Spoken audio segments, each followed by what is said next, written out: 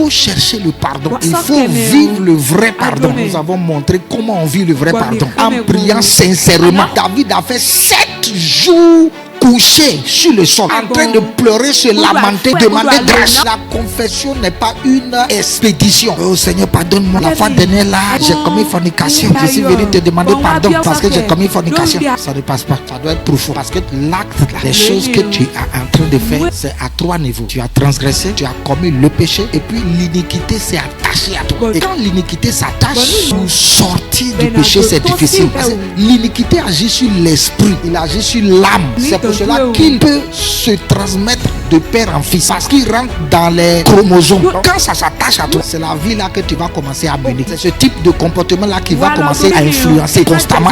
Lorsque la repentance est sincère, Dieu va jusqu'à traiter l'iniquité. C'est pourquoi il a dit, il n'impute pas l'iniquité. Dieu nous arrache et Dieu nous rend purs, il nous rend propres, il nous libère de l'iniquité. Il y a des choses que tu ne fais que pratiquer. Tu demandes pardon, mais après tu tombes dedans. Tu n'aimes pas ça, mais c'est ce que tu te vois en train de faire. Ça c'est l'iniquité. Et pour que ça te quitte, il faut une vraie repentance. Il faut jeûner parfois. C'est pas jeûner d'une seule journée. Tu peux jeûner 3 jours parce que c'est plus fort que toi. Paul a dit, le bien que je veux faire, je n'arrive pas à le faire. C'est le mal que je n'aime pas que je fais. Et puis il dit, je me rends compte qu'il y a une autre loi en moi. Il y a une autre force en moi. Quand je veux faire le bien, je n'arrive pas à faire le bien. Mais le mal que je n'aime pas, c'est ça que je fais. Donc c'est comme si une force me pousse à faire le mal plutôt que le bien. C'est ça l'iniquité. Tant que c'est pas réglé, ce serait difficile. Pourquoi David est resté devant Dieu pour que cet état des choses là soit réglé dans sa vie. Et il va dire, heureux l'homme dont la transgression est remise, dont le péché est pardonné et dont l'iniquité n'est plus imputée.